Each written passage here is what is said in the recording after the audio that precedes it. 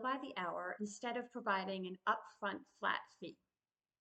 In every law firm I've worked at, there have been various proposals to push more work into a flat fee structure since so many clients prefer it.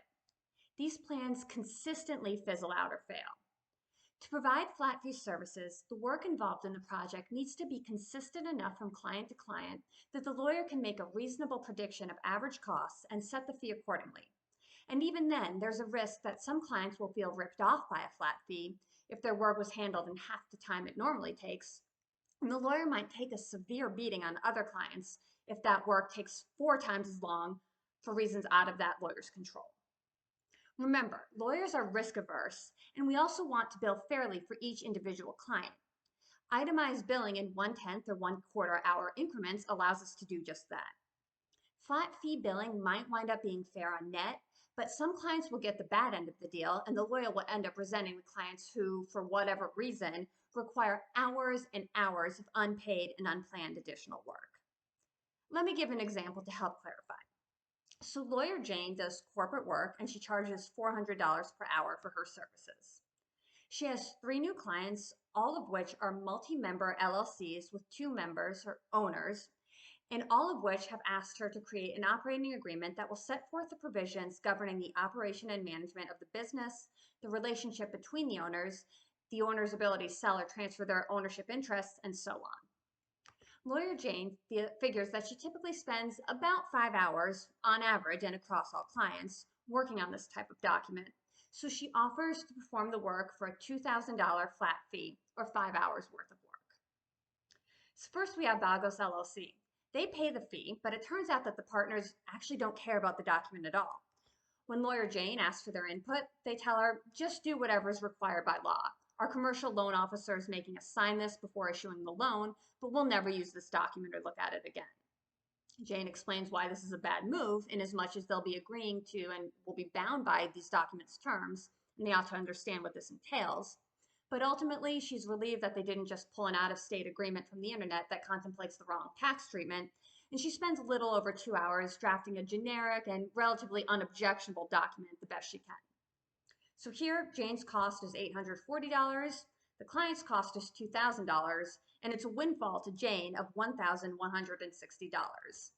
Vagos LLC feels like Jane's billing is too high, and so they pursue another lawyer for their commercial contracting work, even though that's well within Jane's specialization as well. Next, we have Listos LLC, who pays the fee, and they ask Jane to provide them with an initial draft document based on what's worked well for similarly situated clients in their industry. Jane pulls this together in 2.5 hours and provides a list of items for the partners' input and discussion. After a conference call and several subsequent email exchanges, Jane creates a revised draft that contains further customizations tailored to the business partner's preferences. She's at about 4.5 hours, and the client comes back with additional requests, having reconsidered the confidentiality and restrictive covenants sections of the document. Jane obliges, and following one more quick conference call to ensure everyone is on the same page, the clients are ready to sign, and they're thrilled with the work that Jane provided. Jane spent 5.2 hours total on this project. So Jane's cost is $2,080. The client's cost is $2,000. And windfall to the client is $80. Jane's content because she figures she would have written off at least 0.2 hours worth of emails as a courtesy over the course of the representation anyway. The client is also pleased with the value received for the cost. It's a rare win-win. Finally, after signing the engagement letter and paying the fee, Exigente LLC's partners immediately expand on the list of special requests, preferences, and customizations that they had discussed on the initial consultation call. Jane knew in her gut then that this project would go over cost, but she was committed to the flat fee structure. Because it was highly customized, the initial draft takes over 4 hours to complete, and almost a dozen sections are flagged for the partners' further input. Jane attends the first conference call between them, but after 45 minutes of bickering between the business partners, Jane suggests that they regroup only after the owners have resolved the business issues between themselves. The two of them follow up via email over the next week with questions about the meaning of various terms or where certain requirements are located in the document. Jane obliges, but she does wonder if they'd be so liberal with their multiple times a day emailing if they were being billed for each of her responses. Jane creates a second draft and then a third. Another Zoom conference is held. The partners vanish for a month when an issue with their supplier takes precedence. They return from that experience with more revisions. Jane hopes that they will use her for future commercial contracting work, and she complies. Finally, after another 2 weeks, the business partners finally sign the operating agreement and conclude the project. Jane thinks she spent about 12 and a half hours on the project, although at the end she was so exasperated that she stopped bothering to track it all. So Jane's cost here is at least $5,000. The client cost is $2,000, so the windfall to the client is $3,000.